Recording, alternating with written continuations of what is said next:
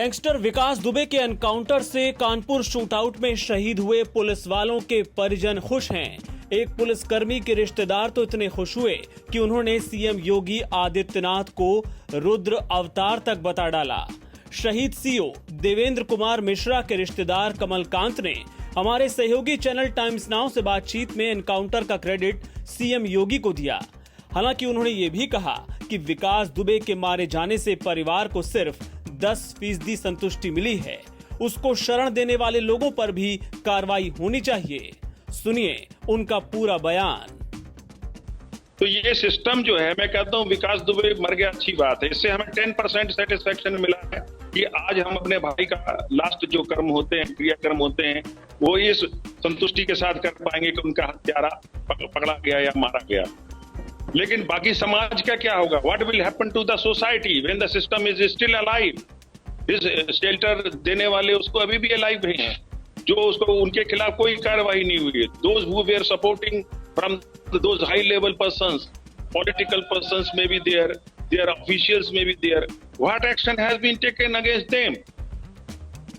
So it is not the solution of the problem. Definitely I congratulate the Chief Minister of Uttar Pradesh, Mr. Yogi. He is a sannyasi, I am also a sannyasi. We understand the pain of the people, pain of the society. He is trying his level hard, best, just like Rudra Avatar. He is doing best. But only single yogi cannot do everything.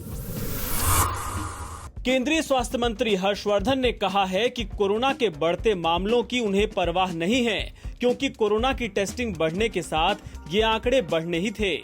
उन्होंने कहा कि सभी राज्य सरकारों को testing बढ़ाने के निर्देश दिए गए हैं ताकि ज्यादा से ज्यादा केस सामने आए और उन्हें इलाज दिया जा सके। डॉक्टर हर्षवर्धन ने दोहराया कि भारत में अभी कोरोना का कम्युनिटी ट्रांसमिशन नहीं हुआ है। हमारा 63% के आसपास रिकवरी रेट अब पहुंच रहा है। हमारा जो मोर्टालिटी रेट है वो 2.72% आज है। यानी इन 3 लाख एक्टिव केसेस में से भी अधिकांश तो ठीक होकर आने वाले समय के अंदर घर जाने वाले हैं। हमें केसेस की नंबर की परवाह नहीं है। हम तो नंबर को बढ़ाने के लिए अपनी टेस्टिंग को हमने बढ़ाया। आज 2,70,000 तक जो है टेस्ट रोज भारत में हो रहे हैं। हम तो सारी सरकारों को कह रहे हैं खूब टेस्ट करिए, ज़्यादा से ज़्यादा टेस्ट करिए ताकि ज़्यादा से ज़्यादा केसेस डिटेक्ट हों, ठीक समय पर वो अस्पताल में जा सकें ताकि ठीक समय पे वो ठीक हो सकें। अगर डिटेक्ट नहीं होता है और बीमार आदमी को पता नहीं लगता है और वो घर में ही रहता है तो उसके असमय मृत्यु का खतरा बना रहता है। इसलिए दुनिया में सबसे कम फैटेलिटी रेट 2.72% होने के बावजूद भी हम सारे स्टेट गवर्नमेंट्स को टारगेट दे रहे हैं कि 1% से कम इसको लेके आना है और इसके लिए खूब टेस्टिंग करनी है, अर्ली डायग्नोसिस करना है और अस्पताल में ले जाके उसको जल्दी से जल्दी ठीक करना है। इतने बड़े देश में आज तक कम्युनिटी ट्रांसमिशन नहीं हुआ है। कहीं छोटे छोटे पॉकेट्स हैं जहां कोई थोड़ा सा ज़्यादा ट्रांसमिशन लोकली हो सकता है। कोरोना संक्रमित मरीजों की लगातार बढ़ती संख्या को देखते हुए बिहार की राजधानी पटना में 7 दिन का लॉकडाउन शुरू हो गया है। आज पहले दिन पटना की सड़कें सुनसान नजर आईं, वहीं पुलिस वाले भी ड्यूटी पर मुस्तैद दिखे। अनलॉक 2 के दौरान मिली छूट के बाद पटना में व्यावसायिक गतिविधियों के साथ लोगों की जिंदगी धीरे धीरे सामान्य होती जा रही थी, लेकिन इस दौरान लोगों ने न सिर्फ सोशल डिस्टेंसिंग की धज्जियां उड़ाई, बल्कि कोरोना से बचने के लिए जारी किए गए दिशा निर्देशों का भी उल्लंघन किया। नतीजे के तौर पर पटना में कोरोना का विस्फोट हुआ और जिला प्रशासन को मजबूरन फिर से लॉकडाउन का आदेश जारी करना पड़ा। लॉकडाउन के दौरान पटना में सघन पुलिस चेकिंग अभियान भी जारी है। बेवजह घर से निकलने और बिना मास्क के काम पर जाने वाले लोगों पर जुर्माना किया जा रहा है।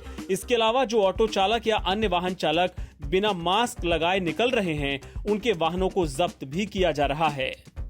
अब वरीय पदाधिकारी के आदेशानुसार सर मास्क का और सीट बेल्ट का और बिना हेलमेट के चेकिंग हो रही है। जो व्यक्ति मास्क नहीं लगा रहे हैं उनका 50 रुपया का चालान हम लोग काट रहे हैं और चालान दे रहे हैं। चालान भी काटे? जी अभी एक चालान काटे हैं। जो व्यक्ति मास्क नहीं लगाए थे उनको चालान दिए हैं, उनसे 50 रुपया लिए हैं और रसीद दी। भारत में बैन किए जाने के बाद अमेरिका में भी टिकटॉक पर बैन की मांग हो रही है।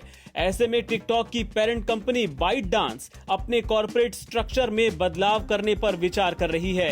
वॉल स्ट्रीट जर्नल की रिपोर्ट के मुताबिक बाइटडांस मैनेजमेंट टिकटॉक के लिए अलग से नया मैनेजमेंट बोर्ड बनाने और इसके हेडक्वार्टर को चीन से बाहर ले जाने पर विचार कर रहा है।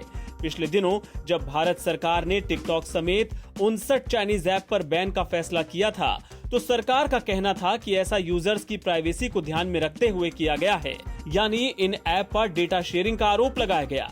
हालांकि टिकटॉक की तरफ से लगातार ये दलील दी गई कि डेटा स्टोरेज सिंगापुर में किया जा रहा है। साथ ही चाइनीज गवर्नमेंट ने कभी भी डेटा शेयरिंग की बात नहीं की और न ही कंपनी कभी ऐसा करेगी। लेकिन भारत में बैन के चलते कंपनी को सैकड़ों करोड़ का नुकसान हुआ है। एक रिपोर्ट के मुताबिक बैन के कारण टिकटॉक को कम से कम 6 अरब डॉलर का नुकसान होगा। डेटा सिक्योरिटी और डेटा प्राइवेसी के नाम पर संभव है कि आने वाले दिनों में कंपनी को दूसरे देशों से भी इसी तरह का घाटा झेलना पड़े।